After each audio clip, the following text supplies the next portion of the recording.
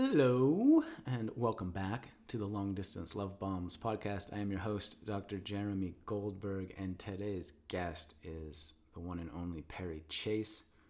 Perri is in service to the universal frequency of feminine truth. She is also polarizing, opinionated, fierce. She does not bite her tongue. She has some strong things to say, and I think this conversation is juicy as fuck. This is a good one. We go all over the place in this one. It's very conversational. If you've ever listened to Joe Rogan's podcast, I feel like it has a little bit of that dynamic. There's a back and forth. She asks me a bunch of questions. It is playful at times. There's a bit of discussion, a bit of disagreement occasionally. And basically dive into energetics, masculine, feminine, talk about cultural issues, talk about the collective state of the world, talk about trauma, talk about healing, you know, all the light and fluffy, all the light and fluffy stuff that you've come to know and love from this podcast, I'm sure. I really enjoyed this conversation with Perri. I think it's the longest episode that I've done, and there's no lull in it. We spend the first 10 or 15 minutes kind of having a little bit of a banter, dropping in, and then after that I feel like it's 80 minutes solid of back and forth diving into some complex, hearty topics in a meaningful way. And I really appreciate the way that Perri communicates her ideas, and I admire the strength that she has in her own knowing, I suppose is a way to say it. You'll hear us at one point spend several minutes talking about different words used to describe our private parts. That's a fun one. And I've never done that on this podcast. But for those that know Perri, for those that follow her already or have worked with her or do work with her, you're getting what I have come to believe is like the full Perri Chase voice. I'm not sure that Perri actually has a non-Perri Chase voice. So lots of truth, lots of honesty, lots of fun, lots of vulnerability, and I suppose all of this is wrapped up with a giant bow, inviting you, dear listener, to consider with compassionate awareness who you really are and what is really happening to you and for you and in you on any given moment, on any given day. That seems to be the crux of what we discussed, and I encourage you, I invite you to download this wisdom from Perri Chase right into your earbuds. Enjoy.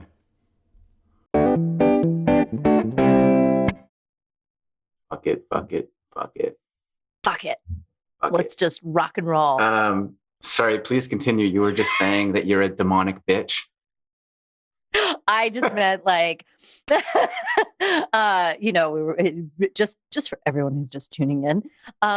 I was telling Jeremy that he needed to get his own app for his community. And he's like, well, I don't have a community. I'm like, yeah, you do. I'm like, you have lots of people that follow you. And the reason that I moved to Mighty Networks Pro app, and, you can do the regular Mighty Networks. And then I got the custom branded app. And the reason was, and I was joking, I'm not really a demonic bitch. I just, I get censored a lot.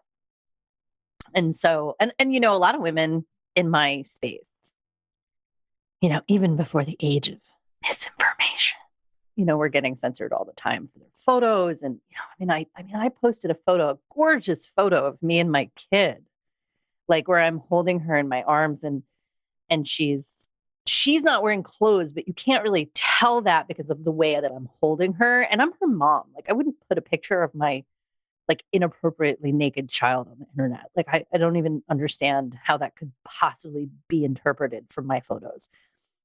But they initially flagged it, took it down, and it was gorgeous. It's just a beautiful post about a mom and a baby.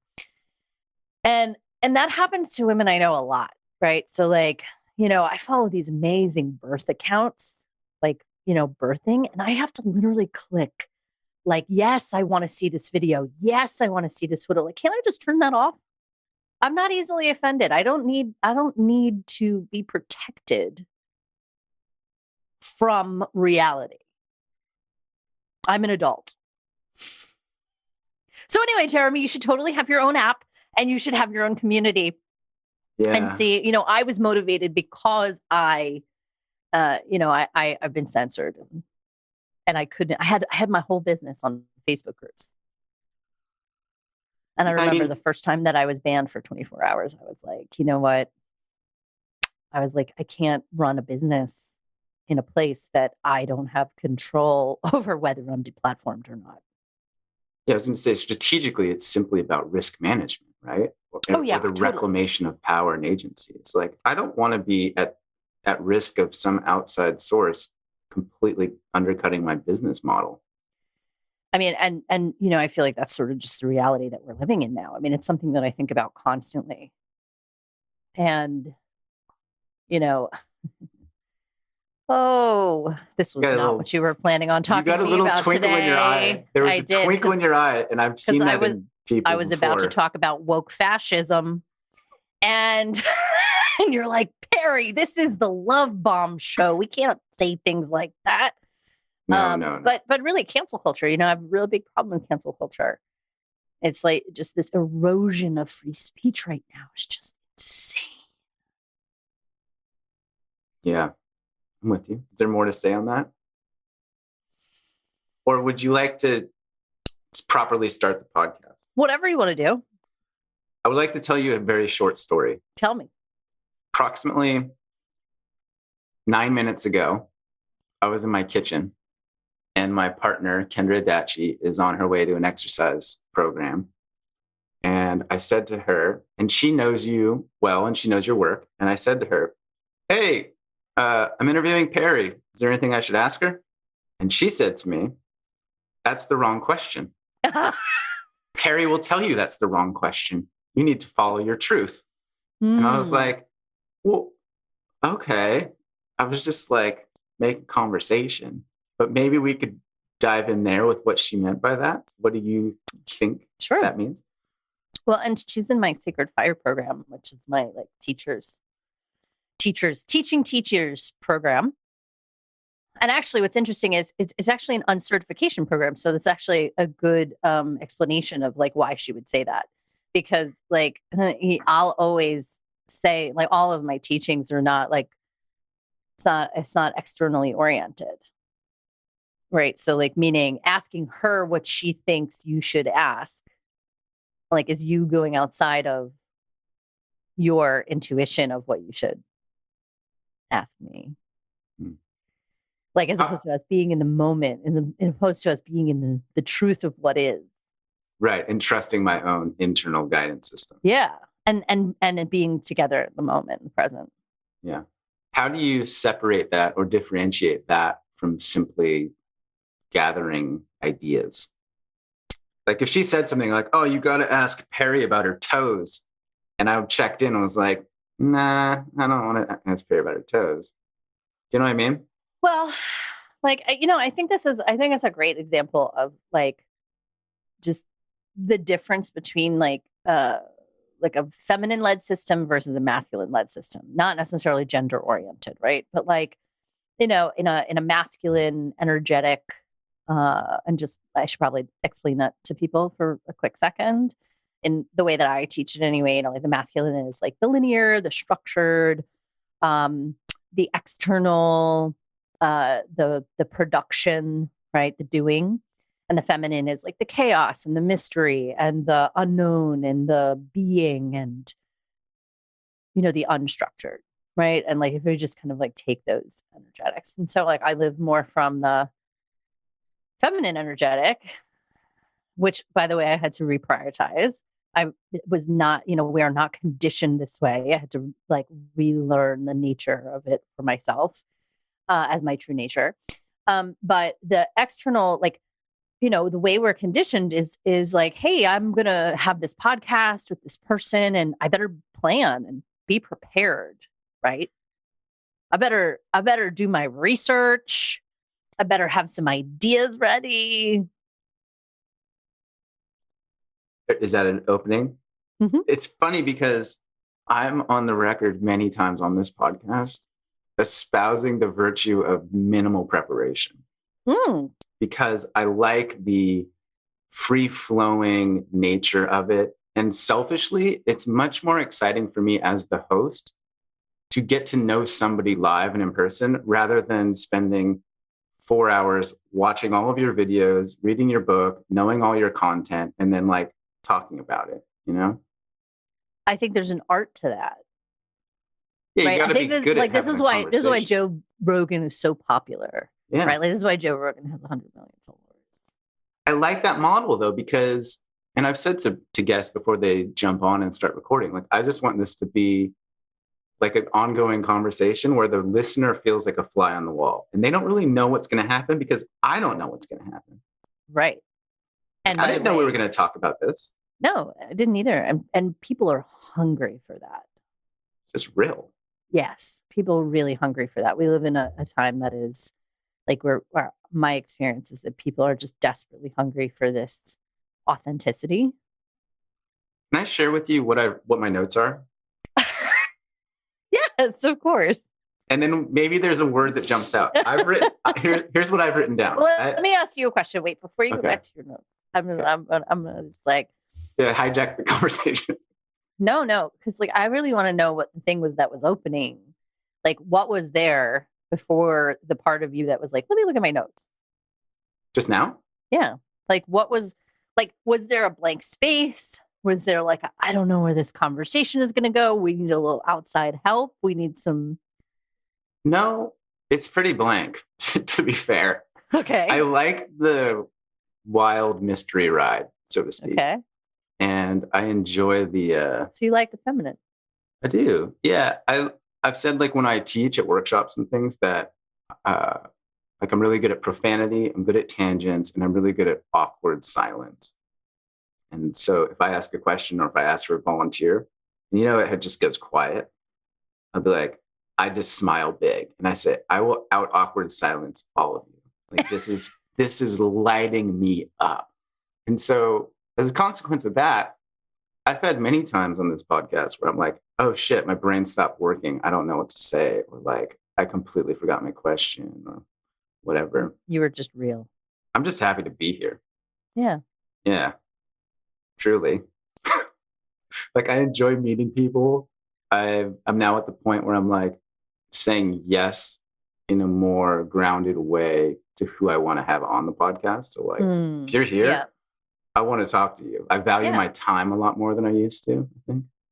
Well, let me ask you, you first met me, like you first experienced me on Traver's podcast, or how did you first see me? Through Kendra, I think. Like I'd never heard of you. And then she's like, I'm really loving this woman, Perri Chase. And I was like, okay. And I sort of like check you out, because in this space, it's good to know what's happening and who people are and what's going on. And then, I think I attended a live that you did with Traver. Oh, that with Traver. Yeah. And I was like, oh yeah, I like this chick. She's got some fire. Yeah. Fire and like you're like an intriguing volcano of sorts. It's like that's a good description. There's I feel like you're somewhere that has substance below the surface. You know what I mean? Like I feel like you know your shit. Thank you. I actually had a question for you because I was looking at, I did my own little research. Oh yeah. Well, I like to, just at least familiarize myself respectfully of like, Who is this I'm guy? still like, what is his PhD in?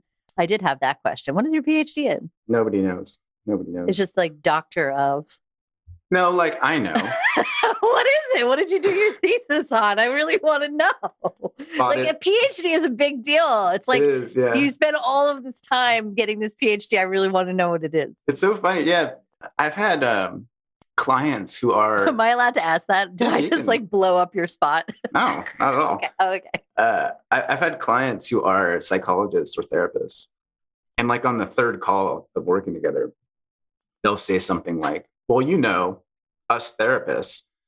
And I'll be like, I'm not a a therapist. PhD. I'm not a therapist. Just so we're clear, I'm not a therapist. Like, well, PhD in psychology. I'm like, no. Okay, So my background is in coral reef conservation.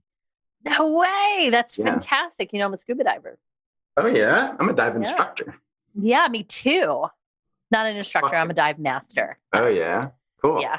Not an instructor. So that's my background, natural resource management. And then my PhD was in social science, which is like understanding why people do the things they do. So I did this hybridized, bastardized thesis involving psychology, communication, messaging, media.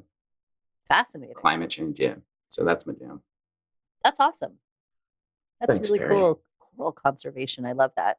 Yeah. So I worked on the Great Barrier Reef for a while, lived in the South Pacific and so cool. Thailand. I lived in Thailand too. Yeah. I lived in, well, I was in Hong Kong, 2006 to 2010. I knew that you lived out there because I met somebody that knows you from back in the day. Oh man. Really? Yeah. That from was in from Asia? From the Ohm school? Yeah. One Taste. One Taste. Is that in Asia, no? That's after. Right. That's like 2012. I was out in Asia from 2006 to 2010. I was in Hong Kong. At the time, I was a headhunter on Wall Street. And I was out there running my company's Hong Kong office. Maybe you could just give for those listening that are like, I still don't know who Perri Chase is. Oh, you guys are rambling. I have many people. Okay, well, I will just say, I mean, mostly what I like for people who are, like, what do I do now? I teach energetic mastery. So, and I teach the map of the feminine, and I teach sort of a reorientation of energetics. Like, we live in a kind of energetically imbalanced world. The relationship between the masculine and the feminine energies, again, not men and women, right? So like a lot of people confuse me with like a radical feminist, and I'm like, I am not a radical feminist. I am a radical femininist. Yeah. If that makes sense, I can explain that. But to me, like the exalted form of feminine energy, as well as like approval of our humanity, like our humanity, like all the things that are demonized in the world are of what we would call like the feminine energetic. And there's a way where like we as people in our culture do not appreciate our humanity. Right. And so like I teach people how to work with energy and to be responsible for and hold and grow their capacity to have that energy and like really move through life as a creator, and without bypassing all the messy, ugly, nasty stuff of being human. Yeah. Like our flawed existence is like what is gorgeous, right? Like you see people like kind of with this humility of like, I am deeply flawed. I heard that on one of your introductions of one of your guests, and I was like, oh Lord. And I just was like, I gotta. And it's like, it was sort of in this like faux humble way. And it's like, no, I am not really, it's not about being flawed. It's like, no, I'm just human. Like, even calling it flawed is the demonization, right? Because flawed in comparison to what? An ideal, right? And that's a masculine ideal. It's an external ideal. It's this idea that I am not fully whole and complete right here, right now, as I am. Like that I am not perfect exactly as I am, that you are not perfect exactly as you are, that it is not perfect. And right. And that is a very hard thing for people because they're like, no, this fucking sucks. This is not okay. This is wrong. And it's like, in comparison to what? This is where we have fucked ourselves. Because everything is about No one has any approval for anything because they're always going so quickly. And it's like, how do I make this better? And how do we get there? And how do we get more profits? And how do we have more, better, more? And then there's lots of people that come in and then they're like, they think that they're the saviors. And they are just like, yes, we should carry everyone forward. And, and really what it, to me, when I hear people like that, when I hear things like that, I'm just like, that is a fundamental disrespect to the incredible brilliance and sovereignty of everyone's perfect journey and soul. It is an absolute looking at someone and saying, God, they are just powerless. As opposed to say, like, wow, that is the particular experience their soul is having. And it's brilliant. And it's none of my business because I am just a small, irrelevant ego here in the world. And it is definitely not that I know better what is better for someone else's soul than their soul does. Do you hear me? Like, this is the conversation that people can't have because it's just so fucking mind-breaking. So the idea that we're flawed is itself the flaw. Well, F.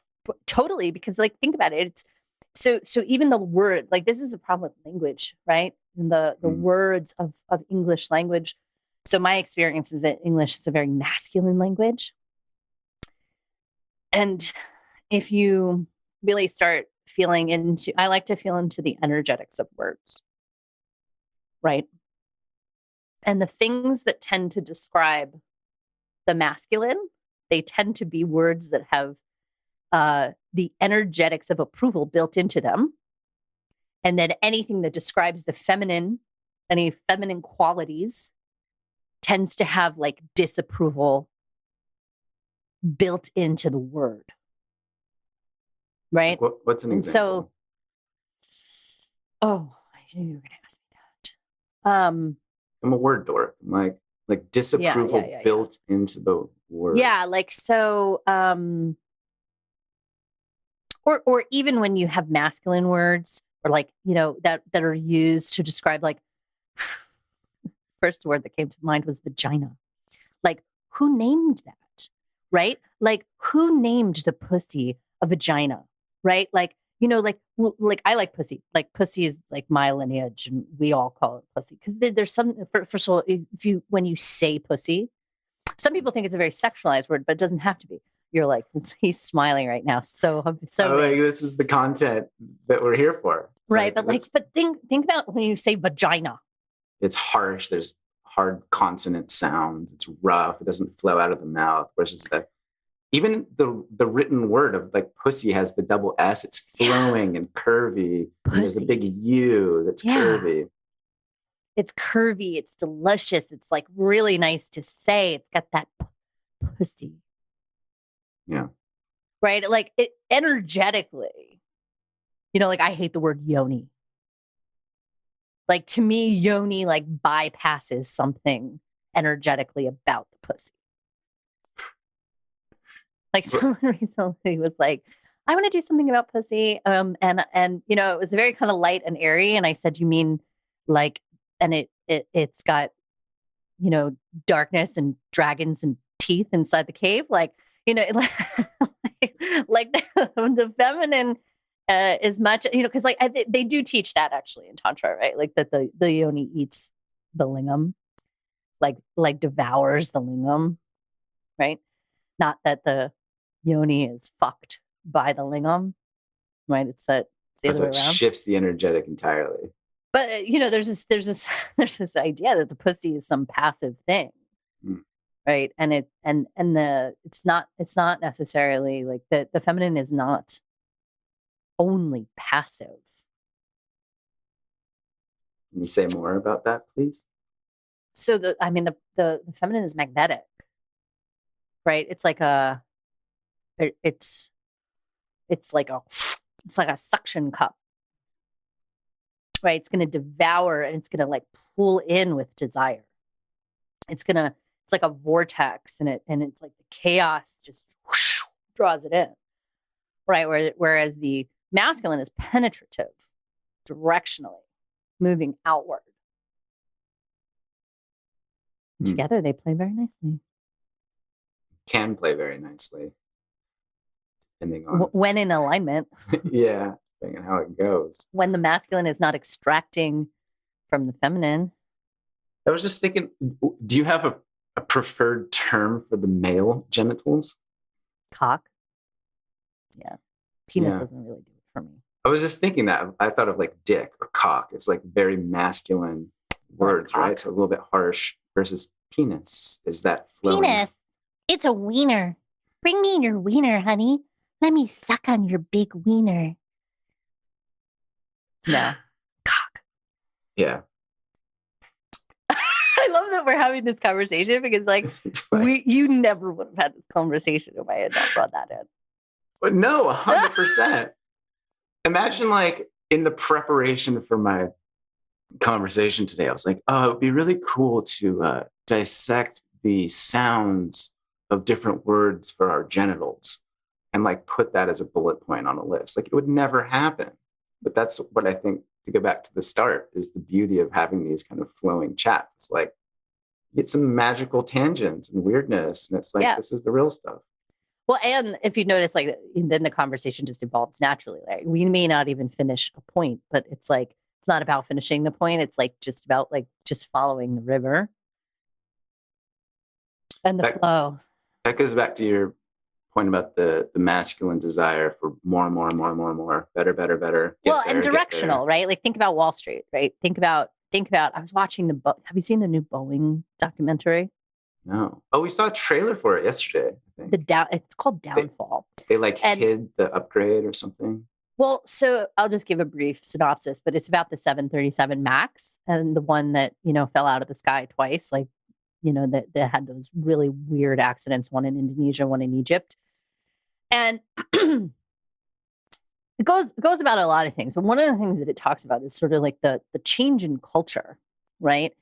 And the original Boeing culture was actually quite feminine.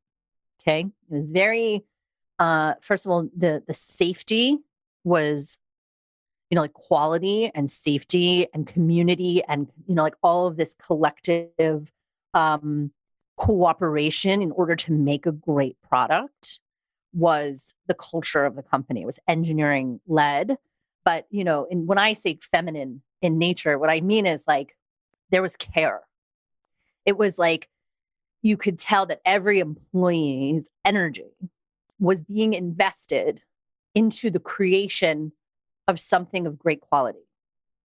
Okay. And they had a lot of care. They really cared about what they were putting out. They really cared about their customers. They cared about the lives of the people who were boarding the planes, right? These are feminine values, not women's values, feminine values. So then, I think there was a merger with McDonnell Douglas, who, by the way, they didn't have a very good record, but their executive team like somehow came in and took over. And there were all of these things that were done over the years that basically separated out the financial decisions from the engineering team and made the engineers used to really push back at management. They actually physically separated them. The company started to be run based on profits. Like it was all about Wall Street. It was all about hitting numbers. It was all about shareholder value and less about safety. And, they were running on a great brand with a great reputation, and still modern aviation safety records are still like incredible, right? But when they went to go do this new plane, and I'm sorry, this is a big spoiler like for everybody, but when they went to go put out this plane, they decided to use an old model and then make improvements so that they didn't have to go through the same FAA evaluation. And one of the ways that they avoided this evaluation was to not require pilots do training on a simulator for this new plane. When they put in this MCAS software, which was the thing that caused the crashes, and you can go watch it for all the details. Not only did they not tell them that this thing existed, even Lion Air, who was in Indonesia, they were like, hey, this is a new plane. We would love our pilots to do more training. Can we do simulator time? And Boeing was like, no. Why? Because it costs money. And they sold all these planes with the promise that no one would ever have to do a simulator, because that means that pilots have to be off flying in a simulator for multiple, it's all about the money, all about the money. And so ultimately, after these crashes, and they started really doing these investigations, and there was a big Wall Street Journal investigator who, was a big part of a lot of this. And what they found was that there was proof in these documents that they knew that if there was an issue with this system, the pilot would have 10 seconds or less to make the changes needed to avoid catastrophic failure. Less than 10 seconds. And to know that you had less than 10 seconds to fix something you didn't even know was there. Right. The uproar about this whole, it was criminal, right? And ultimately, I think they paid something like $2.5 billion fine, settlement to avoid criminal prosecution. They knew.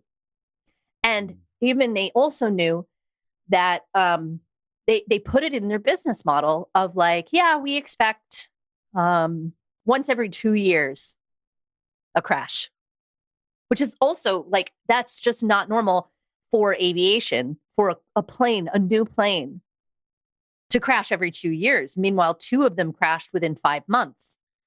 And so the question is, it's if you can see, the way that I look at this is they went from this collaborative, communicative,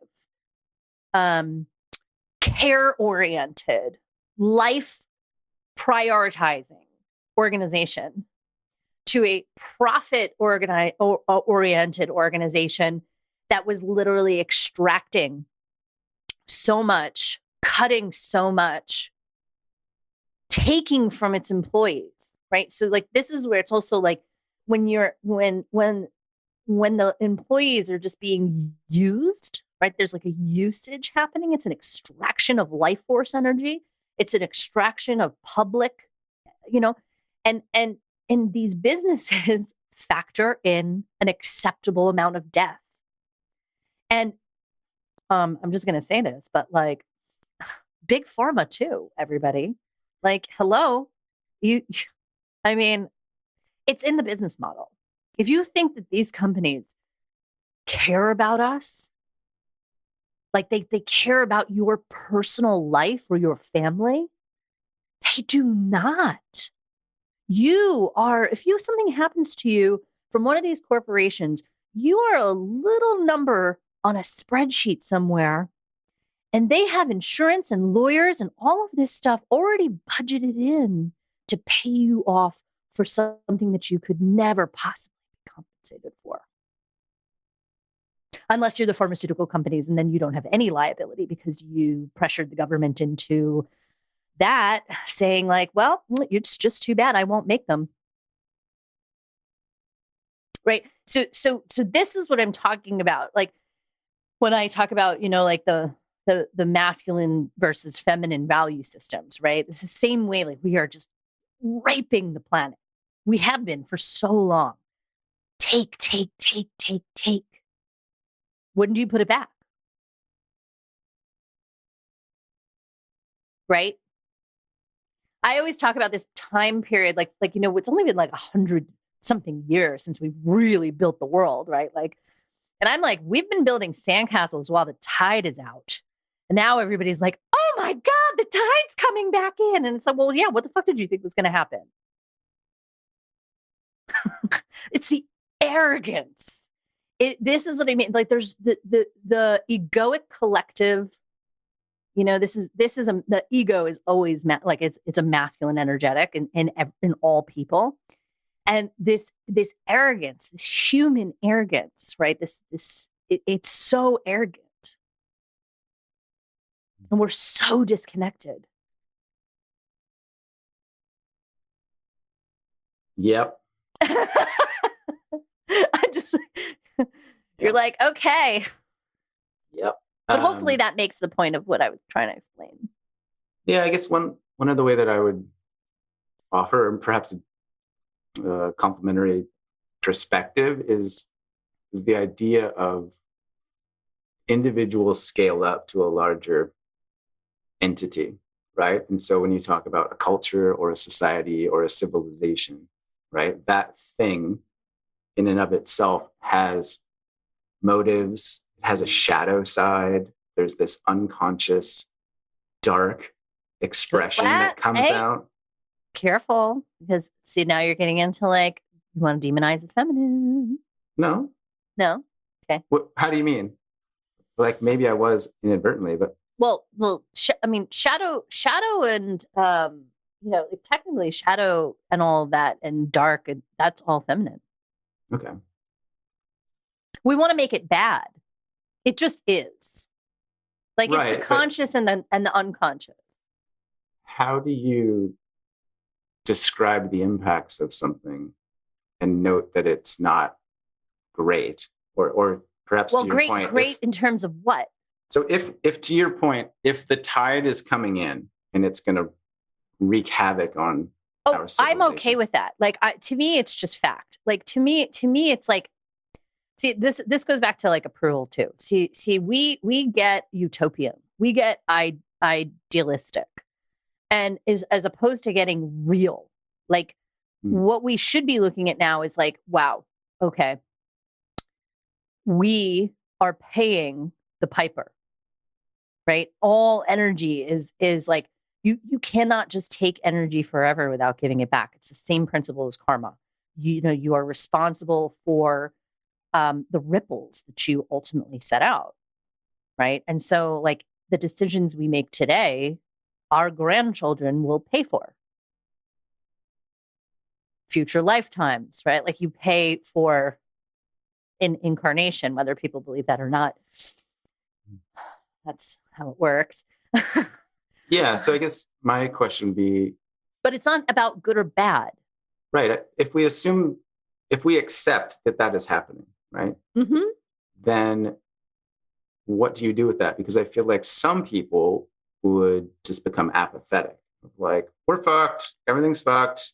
We are fucked, and everything is fucked. So just enjoy your life. Okay. And then where does enjoying your life? Where does agency or free will, alternative choices fit into that? I mean, look, I think that there's two pieces, right? I think there's always sort of like the acceptance of where the energy is flowing, right? We are in a large collective cycle at the moment. And from my energetic assessment of where we are as a collective, there's no way we are going to be able to turn this ship. Okay. And that's not just about climate change. You can feel the, like, it's almost like deepening into an addiction. The collective patterns that are happening right now are escalating, rising. They're getting more intense. They're getting more polarized. Like the momentum in the direction that we are going would require literal mass awakening in a way that I don't see. I do not see possible or happening under the current circumstances or the resources that people have to do it. And that level of awakening also, the majority of the world does not have the tools to know that they're not going crazy, right? Like that. I mean, that's the thing, right? That's why we do wake up in community and we have people, teachers that guide us and all of that, because if you don't know what's happening, it is scary as fuck. And you think that you're going crazy. And I think that there are places where people are waking up, but, it's like being like, yep, I'm an alcoholic. And that's me going to the bar right now. And I'm going to do 5 shots and call it a night.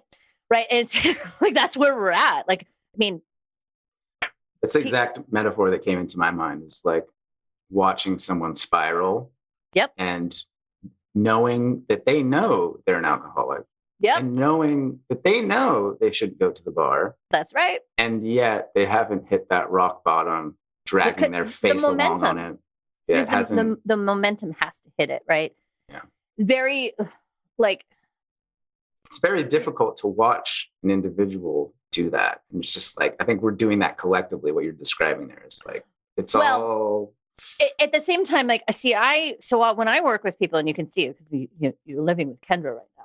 I know. So I drive people to the bottom, right? Because the bottom, expedite it, like. Well, and I hold them there, right? Like, so the thing is, it's like if you go to the bottom just through addiction, and you're using substances and things like that, there's a lot more wreckage, and there's a lot more of a toll of sabotage and things that are going to happen. Other people hit the bottom when like they get cancer, and like they, and they just like, fuck, like, wow. And they wake up from autopilot, and they're like, I really need to do something different. And so, you know what? Some people don't, though, right? Some people get sick and they don't change. And, some people have these awakenings and they don't change. And that's like the same thing of like, the drunk who has a DUI and is like, put in jail, and then they get out and they're drunk again. It's like, didn't you learn? And the thing is, our souls are here to learn. And each soul has its own particular experience that it needs to learn before it proceeds on to the next thing. It's like a game. I always think of it as like a video game, right? Like what, I'm like, I chose a double black diamond, like I had to go through all this shit in order to kind of have my awakening. Right. And, and then the thing is, like one of my things was love addiction. Okay. So like I was terrible in relationships. Like, oh my God, like I was obsessed. I was in fantasy, but I was also like deeply not really available for intimacy. And, I was like constantly just prioritizing men over everything and everyone. It was like, the same way an alcoholic is, right? It was just like, I was obsessed with relationship and getting the guy and all of this stuff. And when I finally woke up to this, I was like, oh my God, like I spent how many years of my life with this as the center, right? And then you have to have all the grief, and then you have to like just look at like all the harm that you caused because of it, and like all the relationships you destroyed, and all the ways you abandoned yourself and your boundaries, and like the things you allowed to happen. And I mean, like this is sobriety, right? But in that time, like, and this is the thing I always say to people about relationships. I was like, I was going to repeat that lesson until I learned that lesson. And it will repeat and repeat and repeat and repeat and repeat and repeat. There is no end of repeating, because that is why you're here. So, like, look, I see patterns in the world right now where I am deeply concerned about the next genocide, like on the horizon. Somewhere, somehow, some group of people.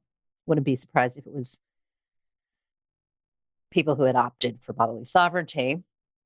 But, we're moving in that direction, and people are like, you're crazy. What are you talking about? And I'm like, no, I'm not crazy. Go back and really study history. Go back and look and see, like the Holocaust. Like I'm Jewish, and, the way that we hold the Holocaust is very special. It's a sacred cow kind of thing, right? In the sense that comparing things to the Holocaust is really offensive, right? It's not something that you do. It's like, okay, well, let's go back and look at the Rwandan genocide. Let's go back and look at what happened in Cambodia. Let's go look at what happened to lead up to the Uyghurs in concentration camps in China that nobody seems to be doing anything about, right? The re-educate, like all of these things. There are patterns that start so far before that. Right. And nobody wants to see any of it. And the reason that I say this is because as humanity, as a collective, we are still learning that lesson. Like, how many genocides do we need to witness as a humanity, as a people on the planet, before we're like recognized?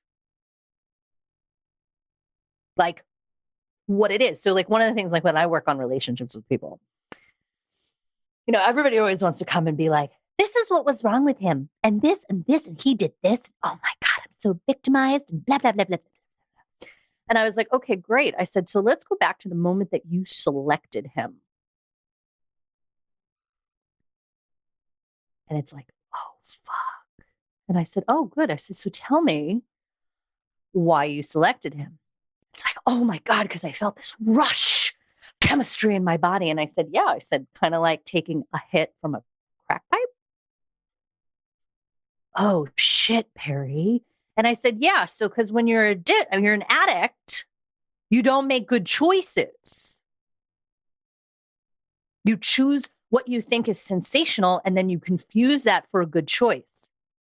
Right. And so it's a similar thing. It's like, oh, this is happening. Oh, but it's these people doing it. So those people, those are the good people. They're saying this. That would never happen. They would never kill anybody. Yeah, the idea that a good feeling means it's a good choice. Like unpacking that, it sounds like. Well, because there's two pieces, right? Like, when we make decisions about relationships, a lot of times it's built on like something that's a familiar sensation, right? But when we're talking about this pattern of genocide, it begins with collective othering, collective subclassing, collective dehumanization, right? And so the moment that you kind of get into this societal level conversation of those people. It sounds like it's directly analogous, though, to the individual process of that same effect, right? It's totally analogous, because pattern repetition is pattern repetition. Energetic patterns are energetic patterns. They're not personal, and they're not unique to any one person. And things that people experience are also things that the collective experiences. Right. In the case of the people you work with, it sounds like, are mistaking the familiar for the good. Right? It's like, oh, this feels familiar, so that means it's good in my body. So I'm going to continue perpetuating this, even though it's not resulting. Right. Well, and but that's usually like not something that they recognize until after the fact, right? Like the unpacking of it. Right. So in order to, for instance, like I've never really done AA or anything like that. When I stopped drinking, I just stopped drinking because I wasn't really like, I didn't need a program to stop drinking. But when it was gone, I was done.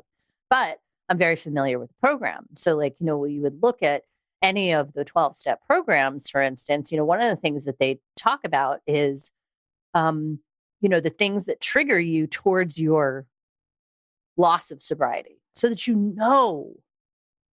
like, oh, I had this really traumatic event. Like I lost my job. Shit, I better go to a meeting because I am at risk right now. Lost my job today. I am at risk of losing my sobriety because this is a high pressure, high stress event.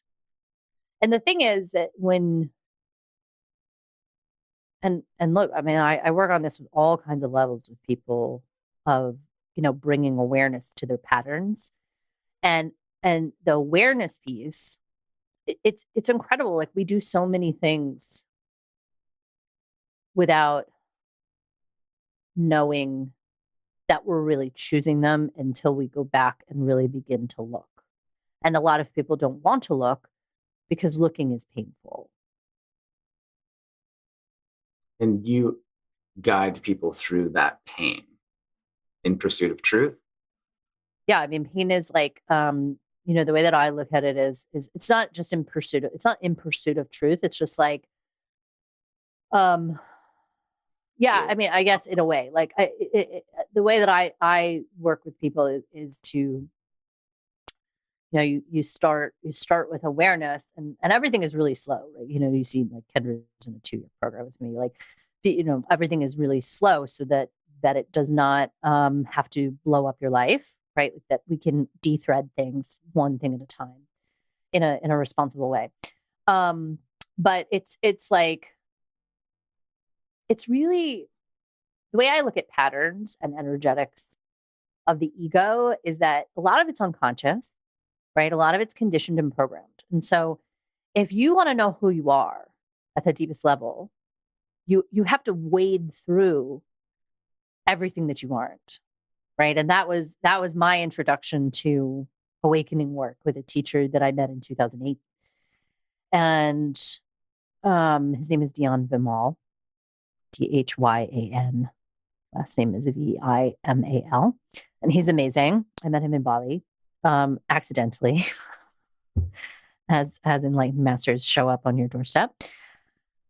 And he invited me into this retreat. I had no idea, like my idea of spirituality at the time was like I had read The Secret. I thought it was the best book ever written because I had no idea about anything. I was not a spiritual person. But I was a miserable person. And I had all the things that everybody told me would lead to my happiness. And I know I was 28 years old. I was making over $1 million a year. I was going to Bali on the weekends. I had a gorgeous boyfriend at the time. Like, I mean, there was all this stuff. And I was just like, where the fuck is my happiness? Like, I was promised happiness, like, where is it?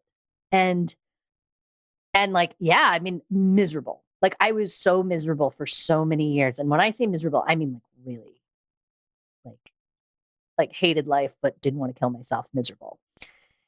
And like, so in a way, like I had my own trials and, I was really grateful to meet him and I was on my vacation in Bali and he was like, come indoors and do this notebook. And I was like, fuck, no. I was like, can I do this at the pool, please? Or something, like I was just like, I want to be outside. And really, like, I mean, he gave me like this 100-page workbook and just going through like everything that I believed, right? And I think eventually, the thing that really got me was that in doing the work, I was like, I found this belief that was like everything that I had ever achieved was for the approval of someone else. And it was so disgusting. And I was like, do I even want any of this? Like, what the fuck am I doing? Who am I? Who am I without this belief? And it was like literally pulling the card out from the bottom of the house of cards.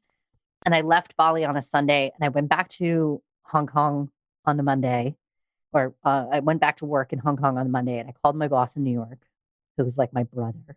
He unfortunately died last year. And I said to him, I was like, I'm done. And he was like, done with what? And I was like, I'm done with this. I'm quitting. And I was like, he's like, you are about to make partner.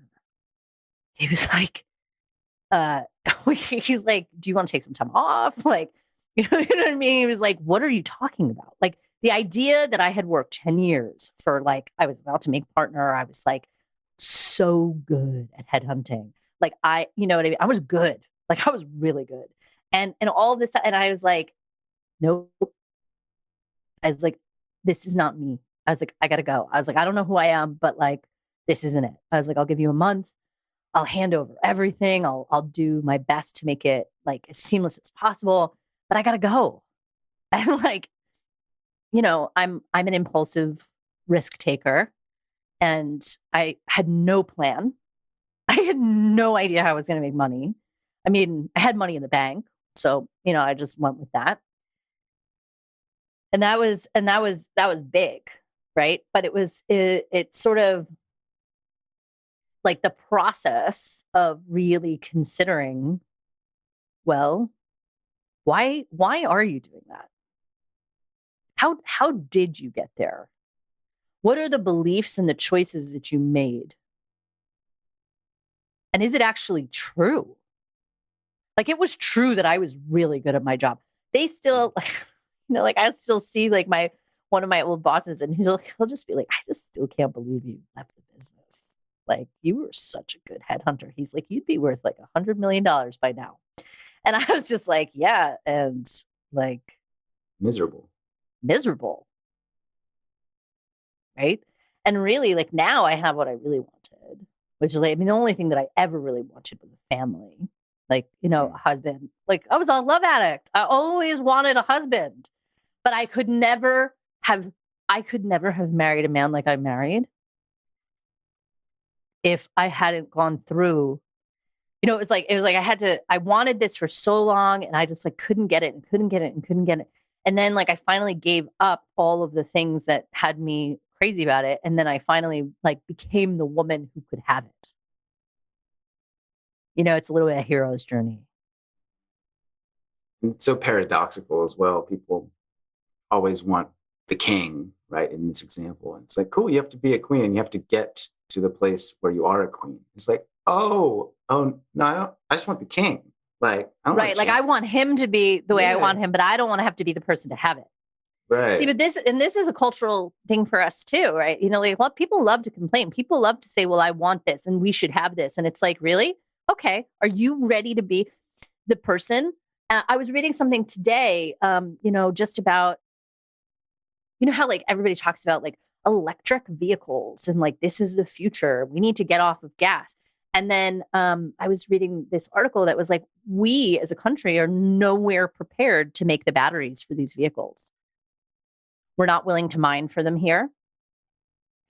And basically everything that we get, you know, is processed in China. Like China has like processes all the lithium. Right? You know, like I bought a car this summer and they were basically like, you got to take what's here. We don't have stock. And the reason is because they don't have these chips.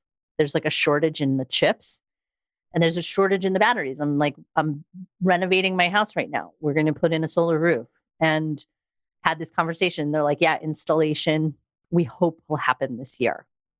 All shortage of products.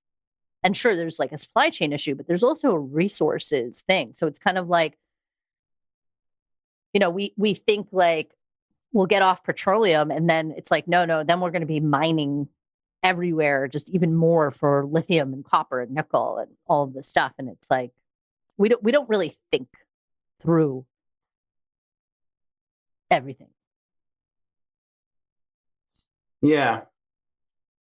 And to your point, though, about the king and the queen ideal and sacrifice and needing to... No, I don't know if I would not say sacrifice.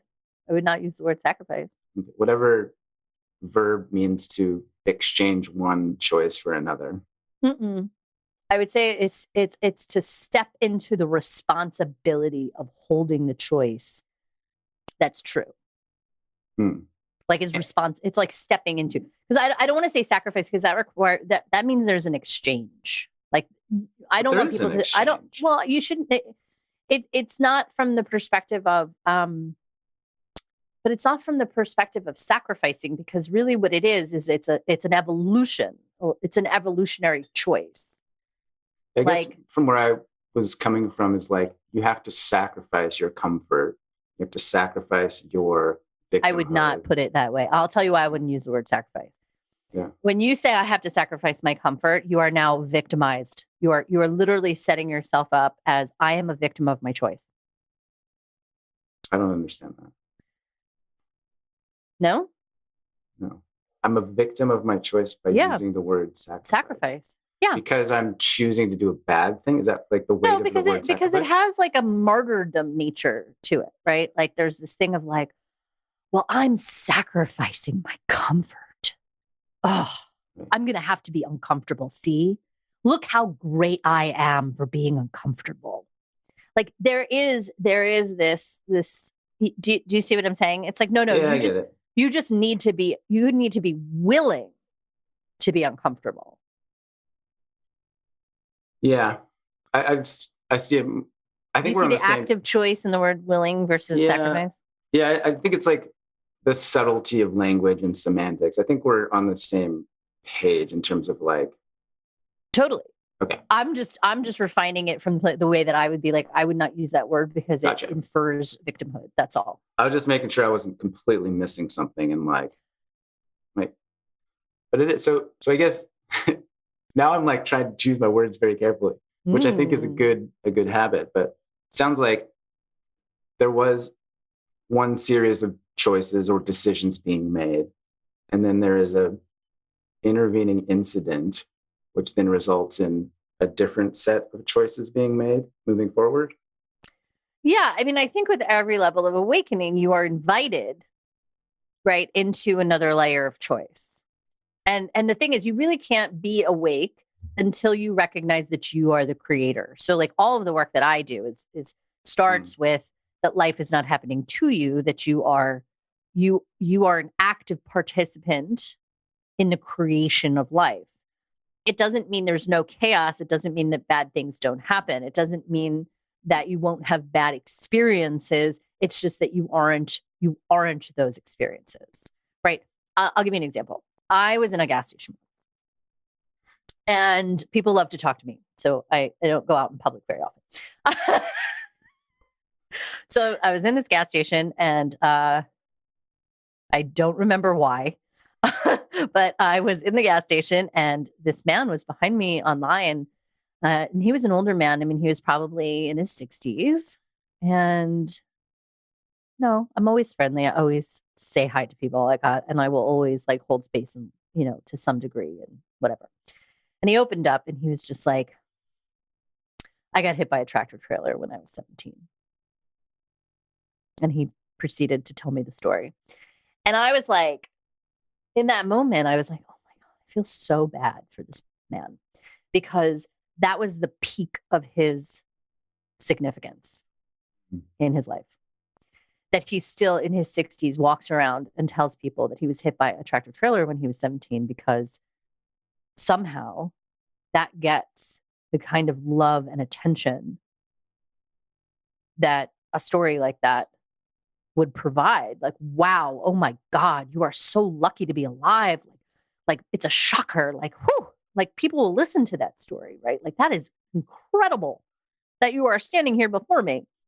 But what I felt was sadness because I was like, wow, this man got stuck at the level of being 17 and having this tragic accident. And then nothing was more sensational than that. Nothing was more connective than that.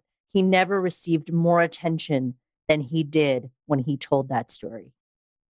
And that fucking broke my heart. And it happens all the time. And our culture of rescuers, these like self-appointed superior people who think they need to save everyone from themselves, which is like the most disgusting fucking archetype in my opinion. And I know we don't like to talk about good and bad, but Perri, my human being, has some opinions about rescuers. And that would be it, that they're disgusting. Saving people from themselves is gross. And no, I was told that it just is. It is. It is. It totally just is. But like I have full approval. You. I have full approval for my humanity too, because I am a judgy bitch. And I love my judgy bitch. People are always like, you're a spiritual teacher. Like you're, like they think they caught me or something. And I'm like, no, I'm also a judgy bitch. I reserve the right to be human as well. And you savor that part of yourself and enjoy it. I love it. So yeah, sure. If you're being a rescuer and you're doing it and you're just like, I love saving people from themselves. It makes me feel so important and superior. And I'm just totally going to do it all day. And this is fantastic. I'd have a lot more approval for it, actually. Like I'm so codependent. I am so codependent that I cannot make a decision unless you tell me how you feel about this too. Wait, I have a question though, going back to that man. That older man that was like, when I was 17, is it fair to say that him choosing to stay in that victim space is what makes him special, and that special then like helps him receive love and belonging and connection? So right, like, so if you think about it, so the ego, right? The ego has 3 things that really define it, right? Separation, safety, and the third one. Yeah, I like just blinked. The other, separation. Separation, safety. Did I say separation? Yeah, but like we can just say separation part 2. for now. Oh my God, I'll come back with it. But there are three. Okay. There are three voices of the ego, basically. Like, I'm not enough, you know.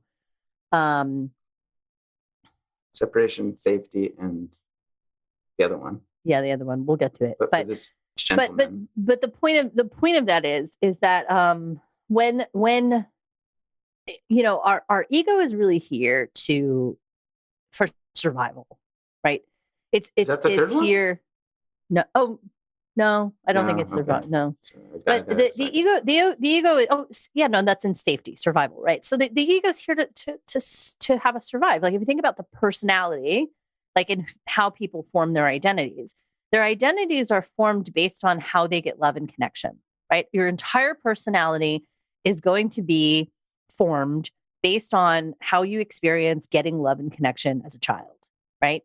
And you know, and this is where awakening work comes in, because to me, if you think about it, it's like all of your survival mechanisms that you layer on are layered on top of this like open divinity that came through a body, right? And then as you go through life, you put on all of these protective armors and all of this particular ways of behaving just so you can manipulate and get the love and connection that you need. Because you know what, as a baby, you need love and connection. And as adults, we need love and connection too.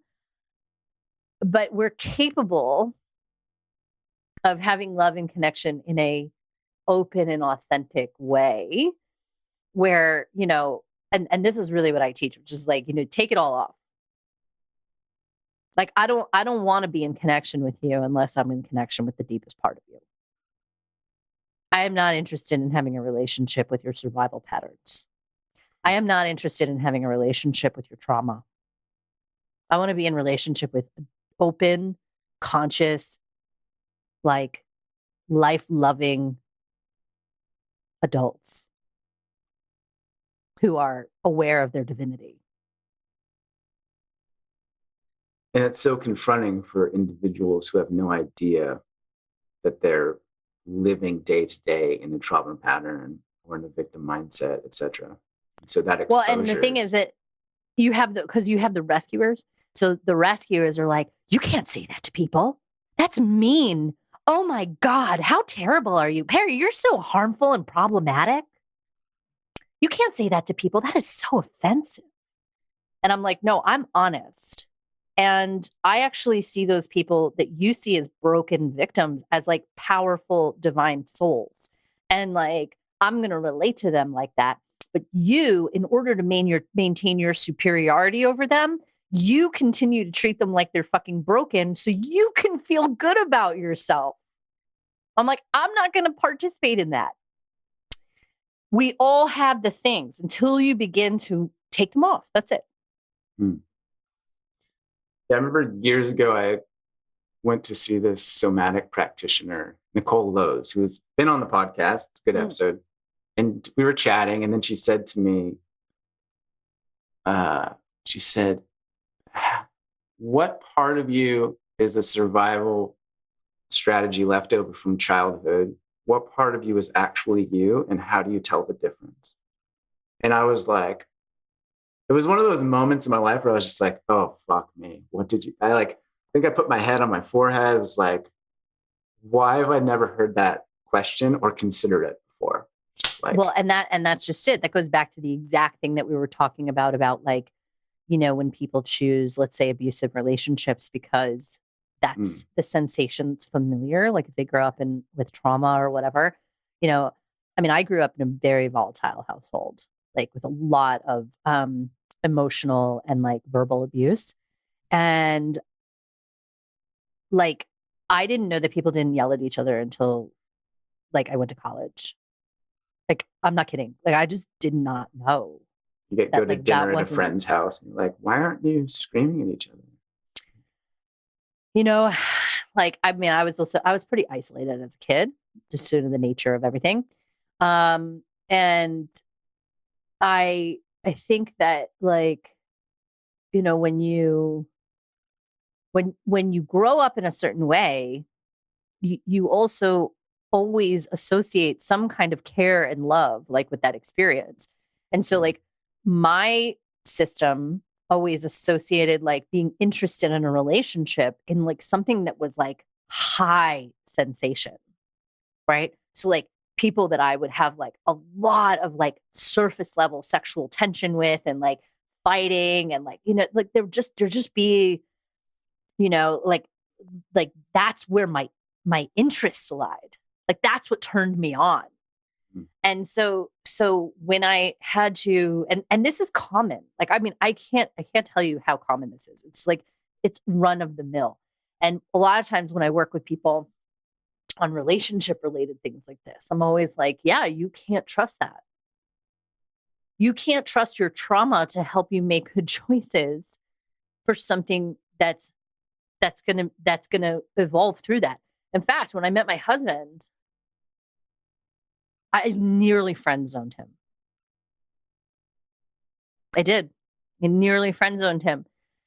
And you know, we have this like really beautiful, I mean, our relationship is really deep and it's really hot. But like the thing about our relationship is like on the surface, it's a lot calmer. We flow really beautifully together. But I had never had that on the surface. I never had calm on the surface. And what's nice about that is like to have a partner, you don't necessarily want volatile on the surface. I mean, that makes doing life together just like really hard. It doesn't mean that you want somebody that you have really hot sex with, obviously. I mean, I don't know, maybe some people don't care about that, but I do. But it doesn't have to be the energy that is driving everything, right? Like, and frankly, like, the other problem with like, you know, high sensation energies is that, you know, and I forget what show it was, but there was this show where this woman, it was Nicole Kidman. She was in a relationship and it was definitely abusive, but it was right on the edge of abusive. And like the sex was so hot.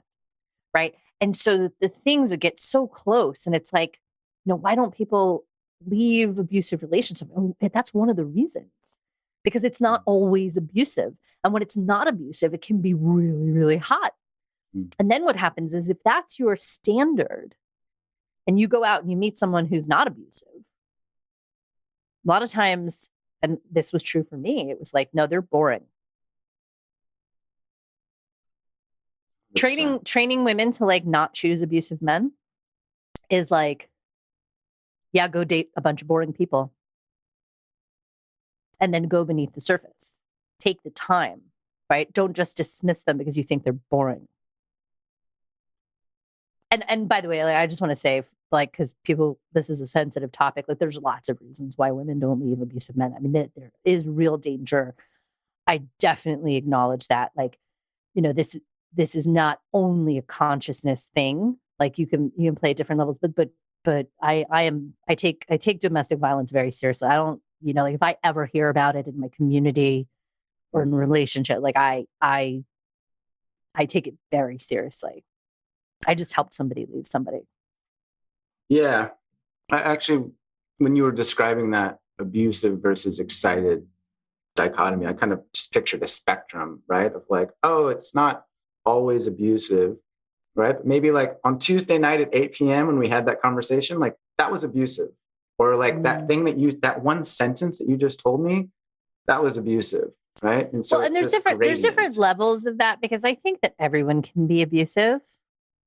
Right. I think everyone on the spectrum has the capacity to be abusive. And I think, you know, like if we had to define abusive, see, I think passive aggressiveness is so abusive. I think nonviolent communication is abusive. Like, you know, there's this thing where like, I would rather have someone's clear, honest screaming in my face than someone's like manipulative, passive aggressive lying. But I find the latter much more violent. I agree with you. I wrote this thing a while ago talking about the idea that sarcasm is bullying. And so I think sarcasm or humor can be a form of abuse if you're manipulating the situation, if you're trying to control the other person, etc. And like, that was an interesting realization for me of like, oh, where do I use sarcasm? Where do I use my humor to puppet string the situation? Whatever. Do you agree with that? Well, because I also think that one of the signs of woke fascism is that we've lost humor. And like, I think we need to be able to mock people. And I think we need to be able, I mock people all the time. I'm like, yeah, hi, like my name is blah, blah, blah, blah, blah, blah. Yeah. You know, like I love mocking people. I think it's important because it's not like you're mocking the being, you're mocking the pattern of how they're showing up. And this is another piece. Like you need to be able to point to things that way. Sarcasm is so important. My favorite Instagram account is the Babylon Bee. Like I fucking love them so much. They make me laugh because it's almost so close to the truth, but it's just got that little bit of edge. And like, I think we need that. But I think the way I worked through it was like, what's the intention underneath it? Like, is the intention to control, dominate, avoid, sure, etc. Versus, or is it like, that's just fucking weird and fun and playful and like, you know, I'm trying. Well, I think humor and sarcasm has always had a piece of like actually pointing to a truth, an uncomfortable truth that's kind of offensive to say. It's like, I mean, some of the best comedians are the darkest or the most traumatized. I love comedy for that reason. And like, you know, I think that, again, this super lefty, I mean, like I used to be really liberal. Do you know that? I used to be like really much more, I mean, I'm not conservative. Like, I mean, Jesus Christ, I teach pussy stroking. But I'm definitely not conservative. And I'm definitely not religious like that. Like, you know, obviously I'm a big believer in choice. I'm a big believer in full expression. I think everybody should be able to live how they want to live. But there's like this place of just like thinking everyone needs to be saved from their feelings, from like, oh my God, if you say that, you're putting people's lives in jeopardy. And like, you know, and it's like, these lives are important. And it's like, no one said that they weren't important, but we can make fun of them too. Right. And we can make fun of ourselves, and we can make fun of, you know, we can make fun of culture, right? Because there are things that are to be made fun of in all cultures. Like if you can't fucking make fun of shit, what is the point of being human? What are your thoughts on trigger warnings? It's so funny. I was actually about to write a post on that today because somebody in my group did a trigger warning yesterday on a post. And I said, we don't do trigger warnings in my space, so rewrite it. And I was like, oh, I'm going to write a post about why we don't do trigger warnings in my space. And so like the reason that we don't do trigger warnings is because this is a spiritual space. You are responsible for your triggers, and you are responsible for working through them and using them as tools for awakening. I don't believe that our society should be tiptoeing around people's trauma. You don't heal trauma by not being exposed to things. Right? And what's happened is there's like this identity with trauma. And then there are all these people doing this work with trauma informed. And like, I'm just going to say there's place for trauma informed work. Like to me, trauma informed work should be done to get somebody out of active trauma. But the idea, like meaning that their nervous system is so dysregulated, that they are so unconscious, that they are so in fight or flight that like they need it to stop. Okay. Like I get that. But like here, I'm going to give you an example. Like I knew this woman who is morbidly obese. I mean, very obese. And she wrote this post on Facebook and was basically like, folks, you need to stop putting on your exercise and your food posts because it is fat shaming and it is very triggering to fat people. And I was just like, wow, like you're serious. Like you're serious that you don't want to look at whatever is going on with you so badly that you need to police other people about sharing about their exercise and their food? Are you fucking kidding? And then the worst part is that there are people who'll be like, oh my God, I'm being so abusive to fat people because I'm posting about my exercise. I better not do that. Oh my God. What we're basically saying is that we can't be responsible for ourselves, and we can't, and other people can't be responsible for themselves.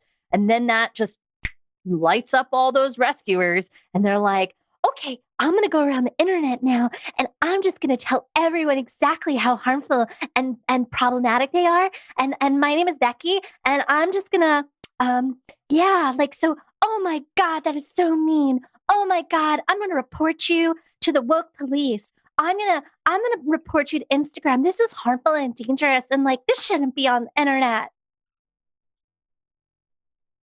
Like, I love mocking. I mean, what would life be like? Was legit. We're having fun now, right? That was legit an outstanding voice. Like, that didn't even sound like you. That caricature, whatever. I did go to theater school.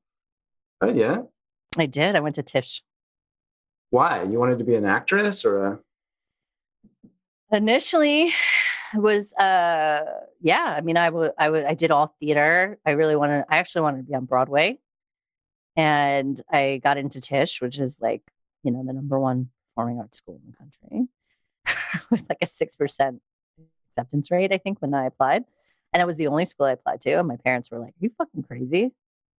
And I was like, no. I was like, because if I can't get into the best performing arts school in the country, do you think that I should actually pursue performing arts? I was really like, this is me at like 16, right? I was like, if I can't get into the best school, then I'm not going to do it. But then I did it for 2 years, and it was wonderful. It was an incredible experience, right? Because at NYU, you do conservatory, and you are, you're in conservatory 3 days a week. And so like, that was like, I'd start my day with like stretching and movement, and, you'd have improv and Shakespeare and, different acting classes and voice and speech and all the things. And then like 2 years in, I had another one of those moments, actually, like, how I had in Bali. It was like, I was sitting in my voice and speech class, which was my favorite because, I was from Long Island and I used to really talk like this. And, I was in voice and speech class. And then one day I was like sitting there and the room shifted. Like it was like I was in the room, and then I was like, it was like I was back behind the room. And I just had this really clear, like, I'm done. Went to the payphone, called my dad, and I was like, I'm done with theater. He was like, what? Spending all this, my dad, like, very graciously paid for my college. Very, very, very thankful for that privilege of not having student debt. It sounds like it's same as that other guy. It's like, no, you're not done. You're almost partner. Like your dad's like, I mean, like, well, you're at the best theater program around. Like, well, and same thing with all the teachers. They were just like, people don't quit Tisch. Like, what do you mean? They're like, why don't you take an academic semester? Just, take a break. But what was clear to me, actually, and it's interesting that I had this knowledge at the time, but like my system was really unstable back then. Like I did have a lot of trauma back then. My nervous system was very easily triggered, and like, and I really tried to like manage, like it with drinking and like, there was just a lot of trying to manage my life, for a while. And I didn't feel like I was stable enough. Like I felt like if I went and did theater or acting, that I'd probably end up dead. I feel like you've chosen well then. Yeah. Well, I kind of, I just was, it was clear. Like I didn't really, and again, this goes to like following that deeper thing. Yeah. I didn't ask why. I got the clear download of like, this is over. Next scene. Yeah, I think we can all relate to that. Well, once there's this knowing or an epiphany, or for me, when I talked about that, like what's part of you is real versus a defense mechanism. It's like, oh my gosh, once I know that in my bone marrow, you can't unknow it. You can't unknow it. right? And then every moment afterwards that's not in honor of that is just a complete terrible experience. So I had a question for you. Okay. Because I was like, when I was reading about you, I was like, making kindness cool. And I was like, well, what is kindness? Oh, yeah. Someone asked me that the other day. I was on a podcast, and it's like, I don't know. I feel like I've kind of branded myself as that for a long time. And maybe to your point about what we were just saying, it's like, I don't feel like how it started is how it is currently. And I think there's still and there's still definitely an umbrella kind of ideal that I have. Tell me. With my work and how I see the world, which is like the promotion of empathy and compassion, I view as like a root solution to a lot of the root problems that we have collectively. I just feel like if we can. So how would you differentiate, like, if, see, because I feel like there's such a, like, okay, so for instance, when what most people experience as kindness, right? Yeah. Is like what we would call codependency, 100%. martyrdom. Even like, and I'm not saying that that's true, right? But like, it's like, well, for instance, like, I'm not nice, but I am kind. And I'm kind in a way that, like, in my definition of kind is like, you can trust that I will always be honest with you. That honesty, that truth may not be nice. Like, meaning you may not, that it may be bitter, you may not like it, but I think in my value system, honesty is by far the greatest kindness. Yeah, I would agree with that. But most people would not experience it that way. Well, not in the moment, certainly. Right? But sometimes, to your point earlier, sometimes the kindest thing you can do is like let someone keep drinking. Sometimes the kindest thing you can do that I've heard on this podcast is like telling your sister, I cannot be in your life anymore while you are addicted to heroin. I will always be here for you if you truly need me and you are ready to change your life. Like, totally. I mean, so that is kindness. It's a bit of a head fuck, right? Because in some sense, the perpetuation of suffering is kindness. Well, yes, because like, so this goes back to the non-good bad thing, because it's like, my teacher, one of my teachers, she always said, she's like, the most unkind thing you could do is try and rescue someone from their bottom. Right. Which is the thing that we just talked about. Right. Like, which is. And I've had that with friends just in the last 6 months. There was a circumstance where I just felt like he hasn't hit bottom yet. And it's so sad to me to watch. And I have so much fear for him. With drugs? No, it was a whole thing. Okay.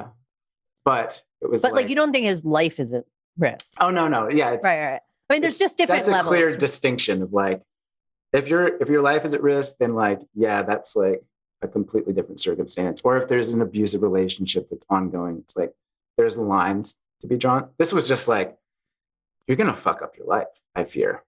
And like, and you're not ready to change. But maybe that's the best thing for him. Right, in the long term, but this is like, for me, it's so uncomfortable of like, okay, man, like I accept that. That's because you have an idea of what you want for him. Like, what if his soul has a totally different idea? Right, and that's the place that I got to. It was just like, like I could see this going in one way, and like we've talked about it, and okay, like I'm just gonna step back and observe the ride, and to your point, like, maybe in 3 years, he gives a TED talk about it and is a best-selling author and has met his soulmate and has changed his life and impacts millions of people. Like, we just don't know how it's going to turn out. Because here's what I would say is that, back in that time when I quit my career, I mean, everybody that I knew was like, Perri has lost her mind. Like, I walked away from $1 million plus career, right? Like that I had worked over a decade for. Like, I mean, substantial things, right? And people did think I was ruining my life fully. The people who valued me for what I had achieved and all of the goodies that like were part of my package They did. They thought I was ruining my life. And that's the thing, is that we never know. Never know. And so, yes, you're right. The kind thing is to trust his journey. Yeah. But you can always tell him what you think. I think it's always, saying to somebody, look, man, I think you're going to wreck your life. Meaning, like, if you're okay with that, then, like, by all means. But just like, I'm just going to tell you what I see. Yeah, it was basically that. It's like, I see some things potentially down the road that maybe you don't see because you're staring at the steering wheel. So, like, just for your consideration, have at it. Yeah. But I think the other thing, just to add briefly, is like, I'm a big proponent of kindness and compassion at scale, but also individually. And so I think that we agree on this in the work that you do with cultivating awareness and holding space for all of the darkness, the shadow requires a tremendous empathy and compassion for what is there, for what has happened, for how you are feeling in the moment. So I think there's that angle as well. I think, the key with that is like really rooting out shame. And because shame is really what prevents it. Because, like, what, to me, when we feel shame, right, or we don't have approval for our own humanity, we're not going to have a lot of approval for someone else's humanity. And really, like, our relationship with other people is really just a reflection with our relationship with ourselves. Like, so funny because we talk about chat, like part of my personality is to be judgy. Like, I just love judging. But I'm also really, like, I'm a stickler for myself, right? Like, like I hold myself to really high standards, but not in a compressive way. And I have two kind of parts, right? It's like, people, like, when I talk to people about this, when I teach, I'm always like, there's like my channel, like when I'm channeling and I'm just like, just wide open. And then there's like my human, right? There's a great reel. Have you ever heard that reel? Like, there's hood me, and there's there's hood me, and there's like conscious me, and like, hood me is like, I don't know, or like conscious me is like, I know hurt people, and then like me is like, yeah, but I just want to fuck you up, right? Anyway, like, yeah, exactly. And just like, having approval for these different parts, I'll never forget. Like one of the things that happens when people project onto me too is like, they'll see these parts of me and they're like, see, I caught you. And I was like, no, you didn't catch me. I am just judgy. Like, and I am full approval of it. And like, what it is that you're not in approval of either your judgment or my judgment. And therefore you think I'm doing something wrong. You think you've caught me being something. Like, I'm in approval of my humanity. Like, I'm in approval of the things that are not Why do you think idealized. Why do you think you're such a polarizing figure? Or would you describe yourself as? Yeah. Oh, totally. I've softened it a lot of the time, actually, but I I'm not really out there mainstream. Like, I'm kind of behind the scenes in a lot of ways, and I, just have my little magnetic vortex, and the people who are meant to find me, and then occasionally I do conversations like this. But like, I've never done press. I don't have a book. Like, I haven't done any of that stuff yet, and I think part of it has been a little bit of preparation because, one of the things that I've had to actually work really hard on is, because I think this is also like from what I consider feminine spirituality, is that feminine spirituality considers both the reality of humanity as well as sort of what I consider spiritual principles. Like, I can't work with a diverse group of people if I can't do the yes and, like, of spiritual and universal law and energetic law, but like also really look at their lived experience and the things that may have been different than my lived experience. And, this goes to compassion and also like that I don't get caught up in my identity. So for instance, if I'm here to really give people powerful truths when they're my students, I need to make sure that I can do that equally for all people. And part of that is working on my own shit where I'm like, well, I'm not going to tell that person the full truth because, they may think I'm a bad white lady. Right. And it's like, well, I have to be willing.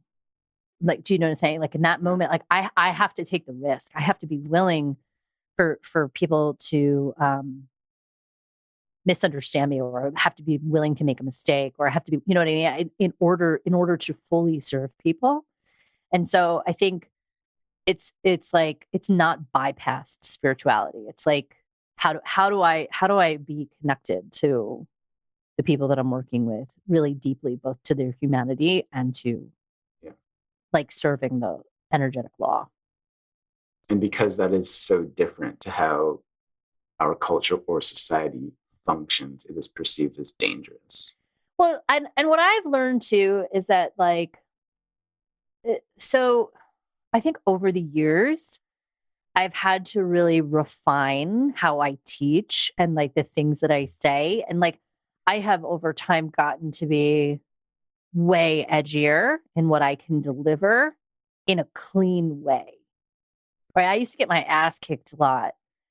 And this is what I mean. Like, you've got to be willing to make mistakes. You've got to be willing to practice. And I actually teach a course on this. It's called Slay.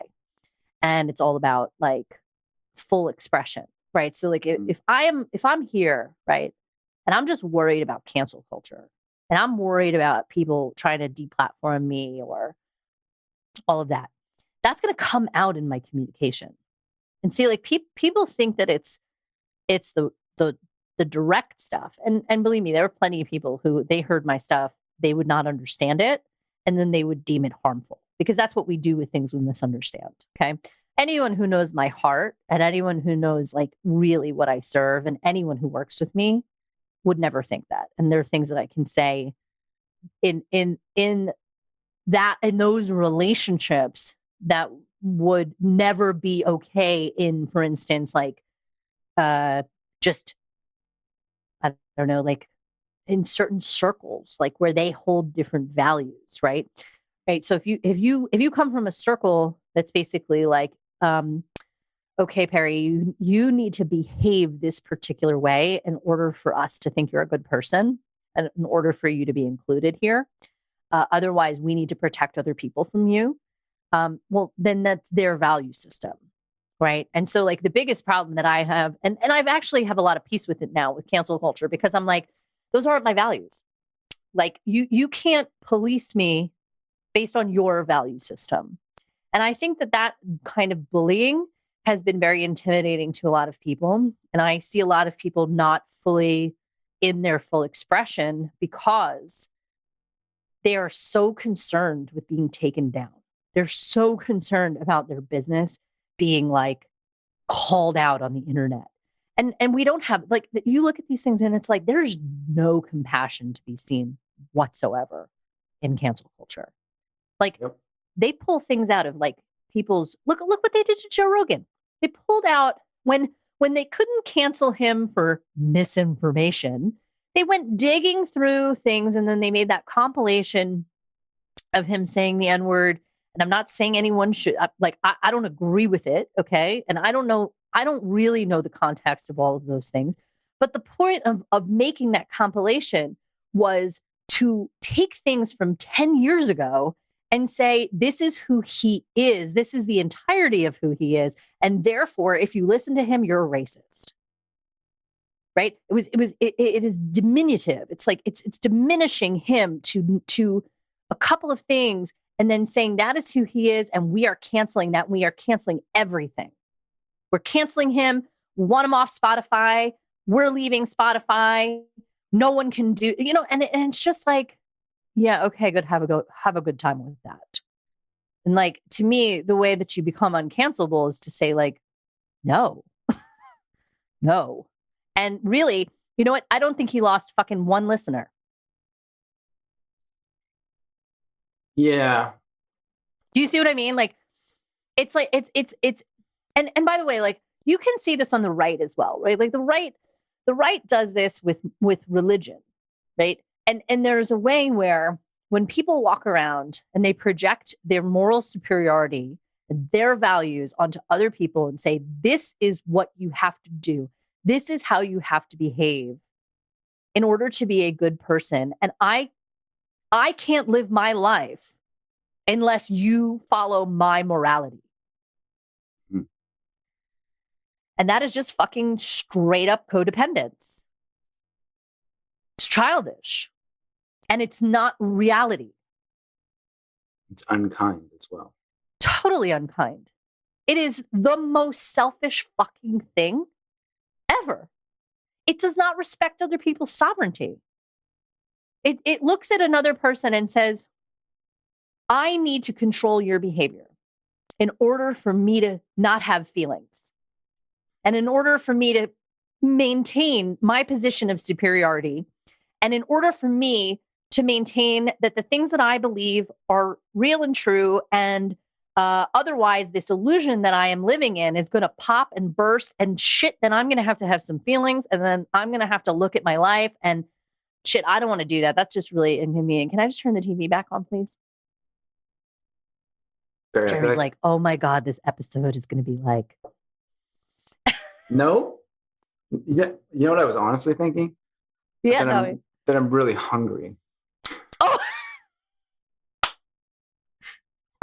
What are you hungry for? Yeah, no, how the episode is perceived, I have not a care in the world about. Oh, good. I mean, point.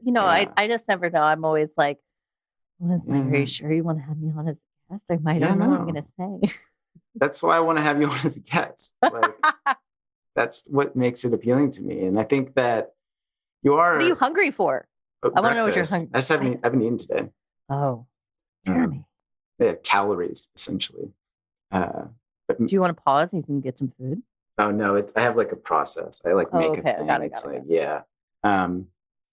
But I like having you on because you have strong opinions and you do initiate different ways of thinking. You do hold space for other perspectives, and you are kind of this grenade that we can toss out into the world. Like, well, hang on. What she's saying is probably worthy of consideration for at least a moment. And I think that's why I listen to podcasts.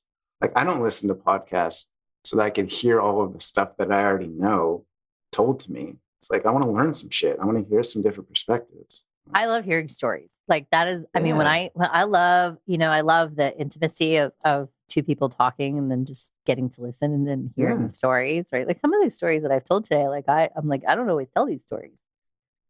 I appreciate you telling them. Yeah. I mean, it's just, I like hearing them too from other people, right? Like it's a fun part about, I think, the format of the conversation. 100%. Yeah. And come back anytime. But I do feel at this time that I need to wrap it up because I'm quite hungry. Yeah. It's good. I didn't realize normally it goes like 45 to an hour. I didn't think it was going to go like a long one, but after about 3 minutes, I was like, oh shit. Should I eat? Oh shit. This is going to be a 3-hour conversation. Should have packed some snack bars and a bottle of water and like backpack of all the sustenance to get you through. I just want to leave people with can I leave people with something? Of course, yeah. No, don't leave people with anything. Let's not give anything. You know, I think the thing that I love to leave people with is just the yes and. Meaning, like, you can totally be okay and accepting of like your life exactly as it is. And then you'll also get these hints, right? The universe is like moving through you and it nudges you and it's going to push you in a particular direction, and lessons are going to come. And then whether we accept those invitations, right? You know, we can grow. I just don't like people to think that like you, like that there's any way that you aren't okay with how you are, like, meaning that actually you're perfect, right? Like you're perfect. Your life is perfect. And even though you might think like all these things are wrong with your life, like, it's like whatever is happening is the perfect path for you, uniquely you, even if the circumstances may seem hard or terrible or painful or any of that, like that there is like a universal perfection in it. And so like, no, you don't have to make yourself feel like you are not good enough or that you are broken and that you have to do something about it. My experience is that when it's time for change and like it's time for transformation and growth, that there's always an energetic invitation, right? Things come, and sometimes it's a whisper, and sometimes it's a tap on the shoulder, and sometimes it's a brick through the window, and sometimes it's a Mack truck. And it's always our choice when we want to accept that invitation and move forward. And if I can, the kindness that I would like to leave people with is actually to like be kind to yourself, like have approval for the things that maybe are not ideal. Like if you're a judgy bitch like me, just enjoy it. Like eat that chocolate cake and just have it. Don't feel guilty about it. Just like, like when I'm judgy, I just like eat it. I just want to be judgy. Yeah, this feels so good. Right? Yeah. It's like, what if you right? loved And then it? move on. And then I don't have to be judgy all the time, right? And then I can be so accepting and all of that, right? It's like, it's yes and. And that's such a transformational idea. Like just that. It's like, oh, just love this. Like, love what you are. It's perfect. Love what you are. Be kind to yourself about it. Yeah. Yeah.